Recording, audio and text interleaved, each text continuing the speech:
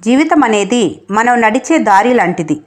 మనకు తోడుగా నడిచేవారు ఉంటారు, కానీ మనకు బదులుగా నడిచేవారు ఉండరు. మనమే నడవాలి ఎంత కష్టమైనా. జీవితంలో మనం ఏమీ చేయలేని రోజులు రెండే. ఒకటి నిన్నటి రోజు, మరొకటి రేపటి రోజు.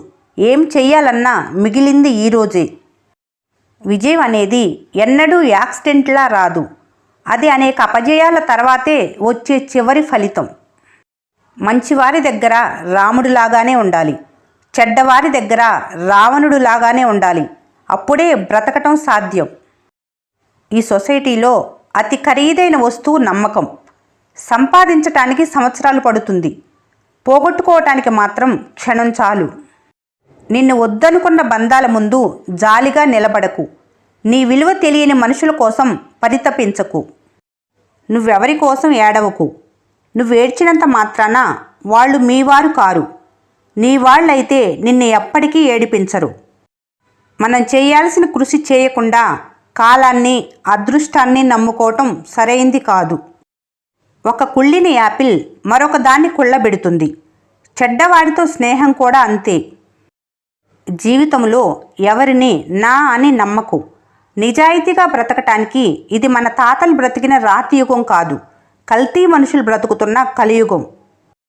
ఆపద వచ్చినప్పుడు ధైర్యంగా ఉండగలిగితే దాని నుంచి సగం బయటపడినట్టే. వద్దు లేదు అని ఈ రెండు చెప్పి చూడండి. మన వాళ్ళు మనతో ఎంతమంది ఉంటారో తెలుస్తుంది. క్షమించేవాడు మనిషి, క్షమించమని అడిగేవాడు ఉత్తముడు. మన శక్తి కన్నా మన సహనం ఎక్కువ ఫలితాన్ని సాధిస్తుంది. నిన్ను నువ్వు తక్కువగా చూసుకోకు, అది మహాపాపం. ఆత్మహత్య కంటే ఘోరం. పొగిడి నిన్ను పాడు చేసేవారికన్నా నీ మంచి కోరి నిన్ను దండించేవారే మిన్న. జీవితం వెలుగుతో ఉండాలంటే మనసులోని చీకటిని తొలగించాలి.